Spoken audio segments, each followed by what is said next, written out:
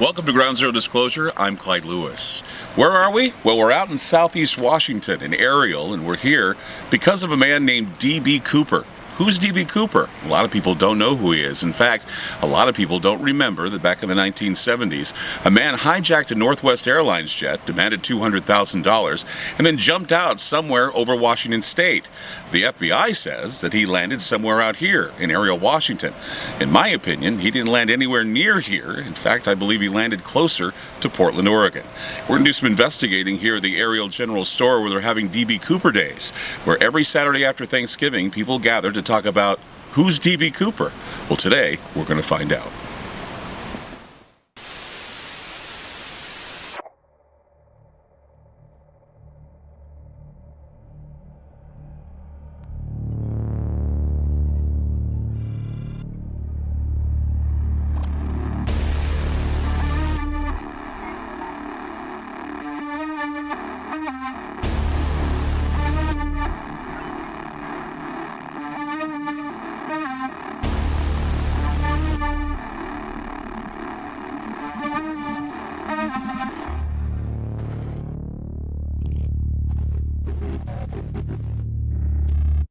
Triple 8-673-3700, the numbers to call tonight. Tonight, a very fun show, and the reason why it's fun is because, well, I have a confession to make. Well, it's an interesting story. Let me just kind of take back the story. Many people, know, if they know anything about my background. I've been doing Ground Zero now for about 17 years. The reason why I did the show is because I was impressed by a man whose name was William Gosset. His real name was William Pratt Gosset, but he went by Wolfgang, and he was a priest, a Catholic priest in the old church, and he did a show that was a paranormal show, mostly about exorcisms and paranormal activity and talking all about the stuff that we hear about now. He was a pioneer, and I worked with Wolfgang, and he had his show. It was a paranormal show, but we'd go out, we'd do investigations into the paranormal. Well, for some time, we parted our ways. I had my radio show, and then I moved to Portland, Oregon. Little did I know that Wolfgang as well moved to Oregon. He moved to Depot Bay, Oregon. And Dr. Burgess, Dr. Strange, of course, who's been on the show many times, told me, hey, Clyde, you got to pay attention to something. And I go, what's that? And he says, there's this guy named Galen Cook, who's this lawyer who has gone on this talk show, and he's telling people that he's going to announce who D.B. Cooper really is. And I kind of laughed at him and said, yeah, okay, whatever. Everybody thinks that they're D.B. Cooper. I mean, it's like they're a dime a dozen. Somebody says they're D.B. Cooper, somebody says they're D.B. Cooper. Every year there's a new book about D.B. Cooper, and everybody has their idea of who D.B. Cooper is. He says, no. He says, I think you're really going to find this interesting. And I says, okay, what makes it so interesting? He says, well, they got this guy's picture, and he looks just like D.B. Cooper. I mean, it's just impeccable how much he looks like D.B. Cooper. I said, well, do you have a picture of this guy? He says, oh, yeah, sure. So he got online, and he found the picture of the guy, and I looked at the guy. My heart stopped. I started laughing, and I ran out of the store laughing my head off because the man that he showed me, I go, I know this man. I knew him, though, with white hair and a beard. Back then he had black hair, and he looks like D.B. Cooper, but I know this man, Wolfgang Gosset. And I was both crying and laughing at the same time, and the reason why is because I lost track of my mentor. He was the guy who taught me everything I know about the paranormal on talk shows. And I finally found him, but I was amazed that he was D.B. Cooper, or at least a suspect in the D.B. Cooper case. And I thought if anybody could be D.B. Cooper, it would be Wolfgang Gosset of all people, because he was an amazing man. He was one of the best BSers you'd ever know, and he was also the most serious guy you ever know. He took everything with a sense of humor and also with a sense of seriousness all at the same time. You didn't know whether he was serious or kidding or whatever, but he was certainly a man to deal with. He was a priest, but whenever I was alone with him and we went out, we had hamburgers together after paranormal investigation, he swore like a truck driver and he smoked cigarettes occasionally. He didn't want people to know he smoked, but he kind of hid it from people. And he was a remarkable guy, Wolfgang Gosset. Well, I had to contact Galen Cook and tell him, I know who your suspect is. It's D.B. Cooper, and he's a friend of mine, or he was a friend of mine. I found out he passed away in 2003. So tonight, we talk about my life with D.B. Cooper. We talk about D.B. Cooper days. And who is D.B. Cooper? Well, Galen Cook knows. He's been investigating this case for some time, and he believes that the suspect is my friend and my mentor, Wolfgang Gosset, the man who taught me everything I know about the paranormal. Without him, there'd be no Ground Zero. So you may want to chalk it up to D.B. Cooper telling me everything I need to know. And we'll also acquaint you with who D.B. Cooper is in case you need an education. Tonight, Galen Cook on the program talking about my life with D.B. Cooper and his extensive investigation right here on Ground Zero. 888-673. I'm gonna buy me a pistol. Think I'll buy a 44. I'm gonna buy me a pistol now. Think I'll get a 44. And when I get through shooting, I'm gonna want to ain't no more. Oh yeah, literally. Yeah, I said that there'd be traveling women almost any street. I said they'd be traveling women now almost any street. I got to meet a woman ever walk on 2 feet.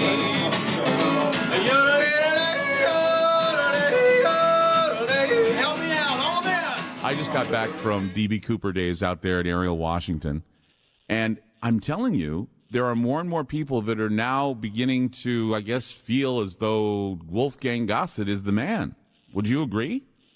Well, there's a lot of people out there that don't agree, and they certainly have a right to do that. And I don't try to interfere with anyone else's suspect, but I do sit down with the FBI on a fairly regular basis, and they've told me that all of the major suspects that they've encountered have been dismissed as suspects for various reasons. But when it comes to Gosset, a lot of strange things happen.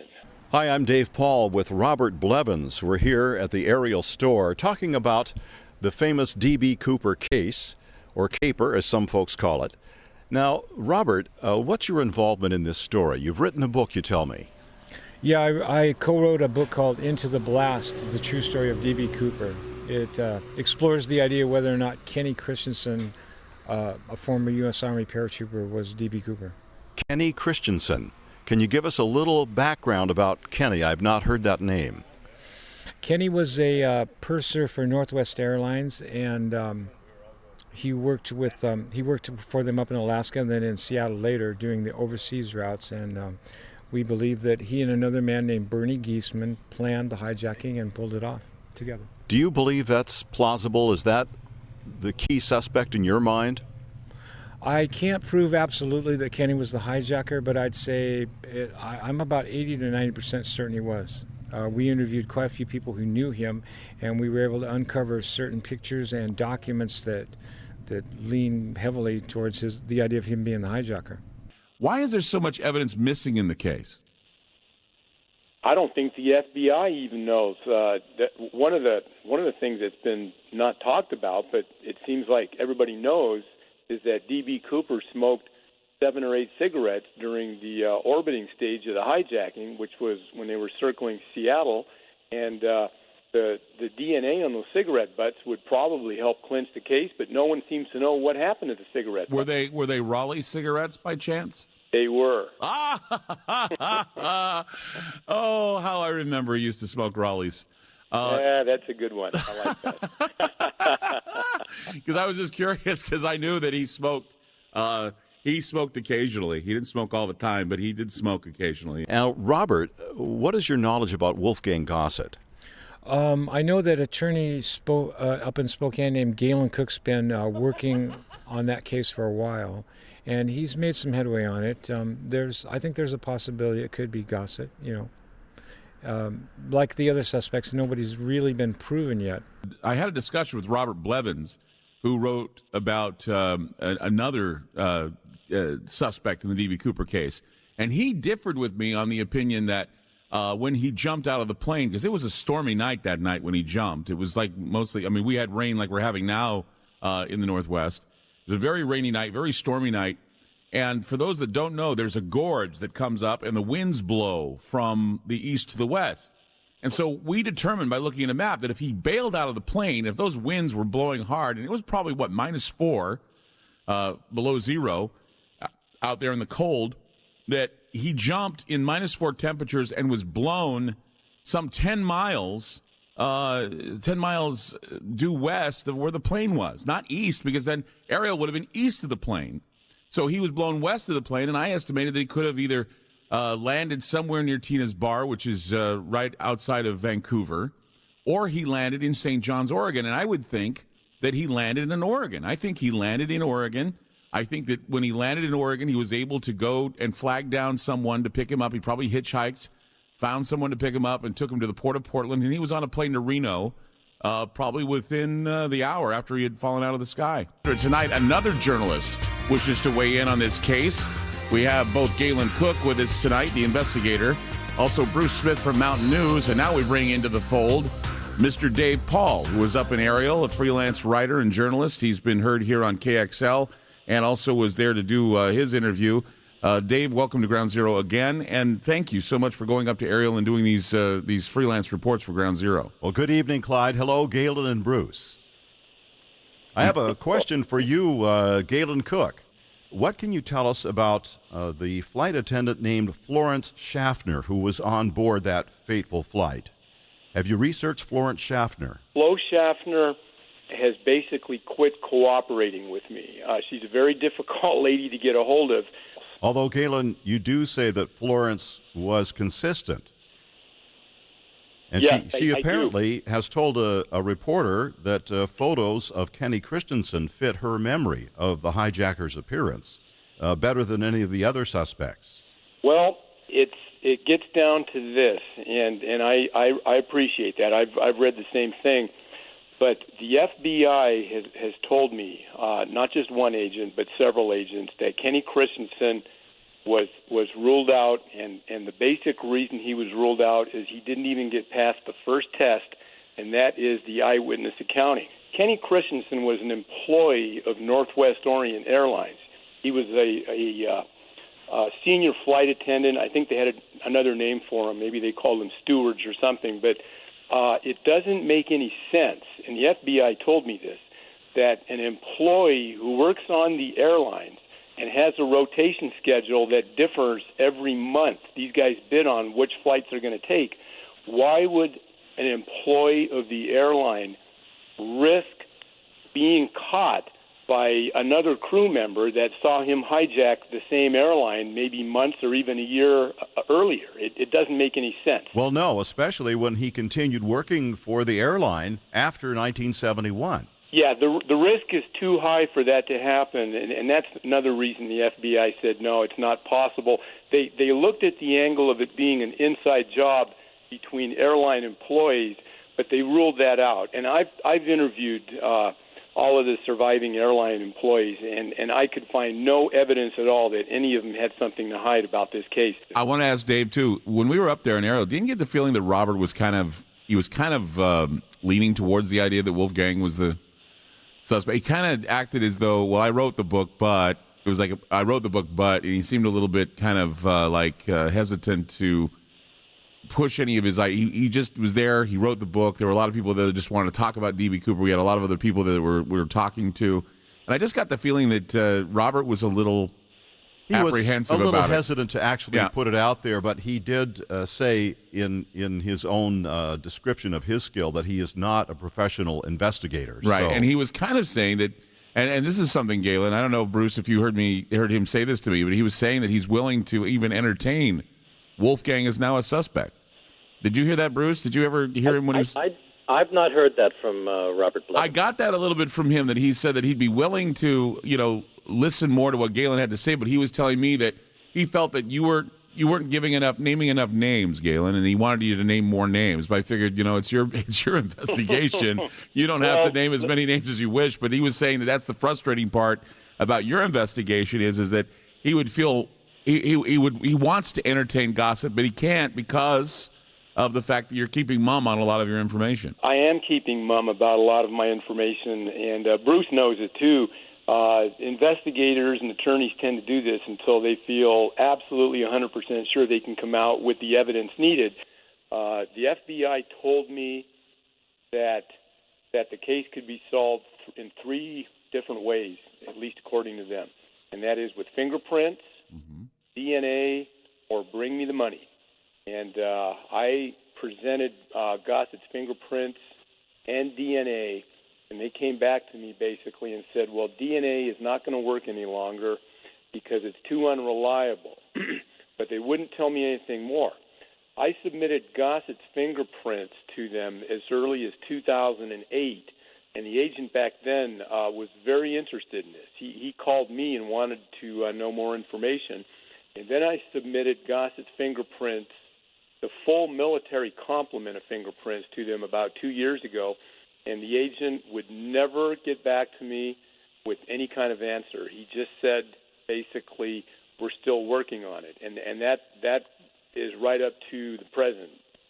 888-673-3700. Tonight, Galen Cook is with us, Chief Investigator, D.B. Cooper case. We're glad to have him on board. We've also got Bruce Smith with us from Mountain News, and Dave Paull.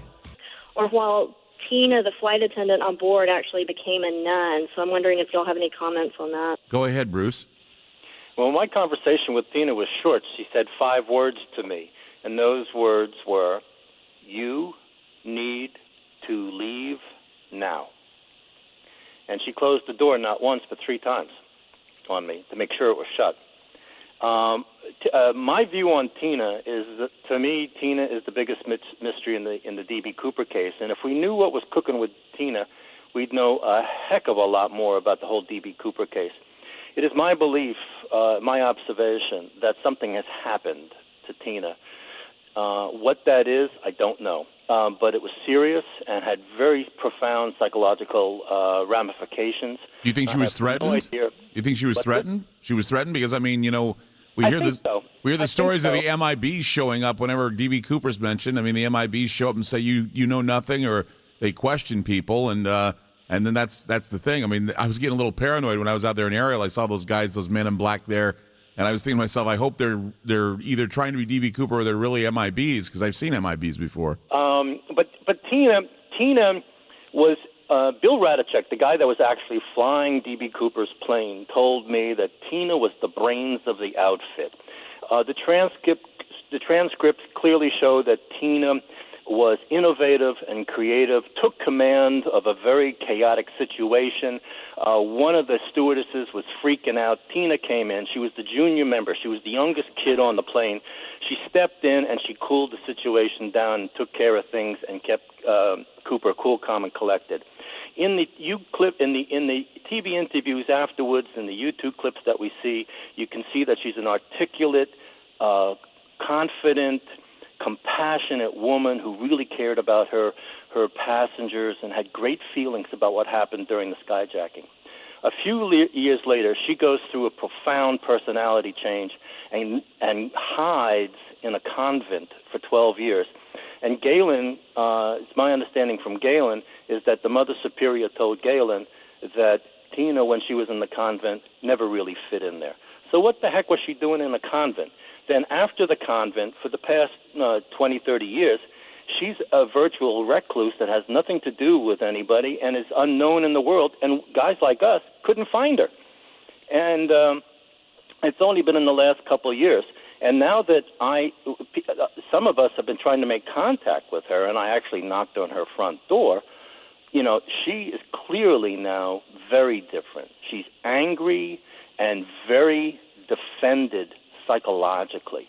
And my question is, so what happened? And we're trying to explore that, and we have talked to about anybody in the family and friends that we can find, and, you know, gone to schoolmates and things like that.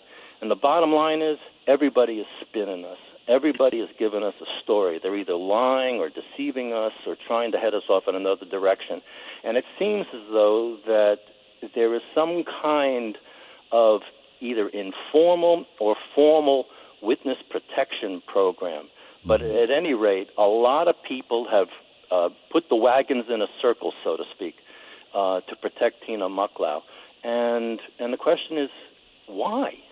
And Bruce didn't mention this, but Bruce also went to Tina Mucklow's brother-in-law's house, and get this, Clyde, Tina Mucklow's brother-in-law was an FBI agent on the same night of the hijacking. See, this is an inside went job. To his house. There's no doubt in my mind that this is an inside job. There's no doubt in my mind that the reason why Wolfgang was with the FBI and he was working the Missing Persons Bureau was because he was making sure that nothing was coming across the wire telling him that they were onto him, or they were going to at least come after him. And I think that McCoy was also a decoy of some kind. I think that they were all out there trying to exploit the system. I mean, it's right there in letter number 3. I mean, I'm looking right at it. It says, the system that beats the system. The system, which was the system of the FBI and Federal Bureau of Investigation, that beats us. They beat their own system. They went in, they said, look, we're going to prove a point. We proved a point. Now the FBI, you look at Rendelsbach, you look at all these other guys. What are they? They're just definitely throwing everything around, and they ignore certain things, and they don't want to talk to certain people,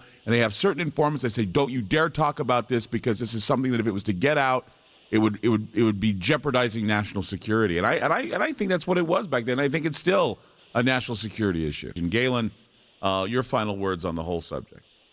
Two things. I wanted to address just a little bit extra to Dave Paull, and I appreciated Dave coming in. I've never met Dave, but he asked about Flo Schaffner, and during the break I went back and looked at my notes, and even though I had spent over 6 or 7 hours with Flo Schaffner on the phone, and I told you she was consistent in her statements, I also made note that having talked with 3 other crew members, that Flo Schaffner didn't spend much time with D.B. Cooper. She sat with him initially. She saw the inside contents of the briefcase, and she shuttled the first note up to the cockpit. But the cockpit crew kept Flo Schaffner in the cockpit after that so she could copy on another piece of paper the demands that Cooper was making. It was Tina Mucklow that sat with Cooper the longest period of time, not Flo Schaffner.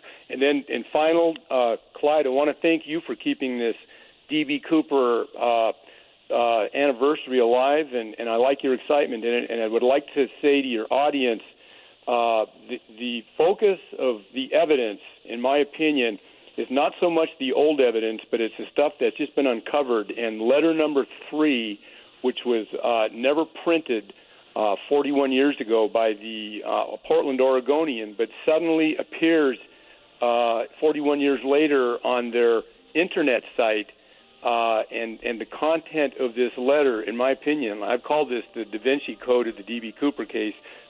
Once this code gets cracked, and I hope maybe some of your listeners can crack it, this, I think, will piece the whole thing together. Fantastic. What a great show. It was a great time for everybody, informative, and I'll tell you, the positive feedback is overwhelming. All of us here are very glad to be a part of this program and a part of what we were learning tonight. Galen, good luck with you, and we're looking forward to the book. Bruce, thank you so much for being on the show and hanging out with us tonight. And Dave Paull, thank you for coming out as well. You're welcome. All right. Well, it's been another Ground Zero, guys, and we were very glad that you're with us, and we're very glad that you joined us tonight. Join us tomorrow.